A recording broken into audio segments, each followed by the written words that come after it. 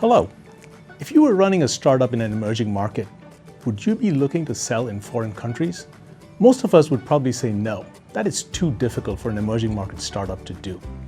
But in the past 2 decades and more, this is precisely what we've seen happening more and more around the world. And these startups that begin internationalizing very early are called international new ventures, or simply born globals.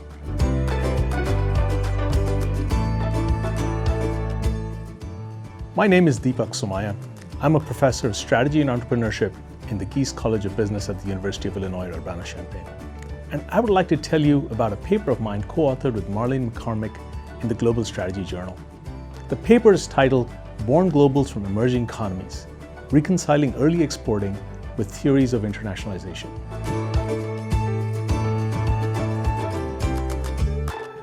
Born Globals were defined by Knight and Cavasgill as startups that from or near their founding seek to derive a substantial portion of their revenue from sales in international markets.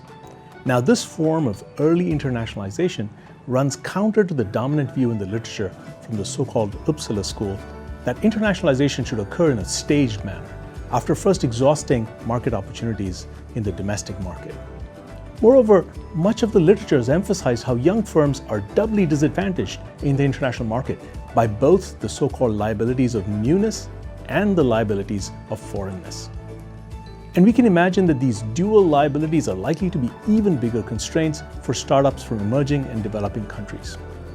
So our received theories of internationalization suggest that emerging market born global firms simply should not exist.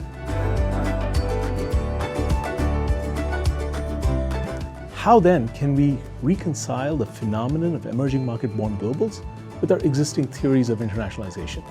While the prior literature has suggested a number of answers, what has been largely missing is a comparative assessment of the factors that help young firms internationalize more so than established firms.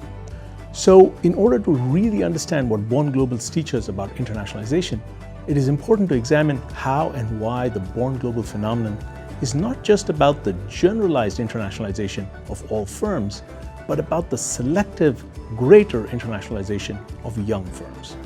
We address precisely this question by developing theory and testing hypotheses about the factors that increase the internationalization of young firms more so than established firms.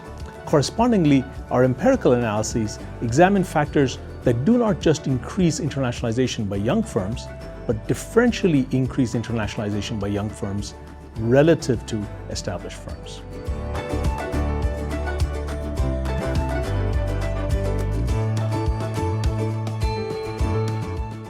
In our paper, we draw inspiration from the fact that the born global phenomenon coincides with the modern wave of globalization enabled by the internet and international flows of human capital. And we find, in fact, that born globals are much more likely to tap into these forces of modern globalization than other established internationalizing firms. Thus, we find that the use of the internet to reach customers, the hiring of an international top manager, and the presence of a cross-national founder are much more strongly associated with the internationalization of young firms than established ones. Additionally, we also recognize that young firms from emerging markets face particular handicaps due to the institutional or infrastructure deficits that may be present in these countries. Therefore, we propose that the ability to benefit from government services that might help overcome some of these handicaps, or choosing to locate in a major city where the handicaps are less prevalent, may be especially helpful to young firms who might want to internationalize from emerging markets. And we also find some support for these hypotheses in our data.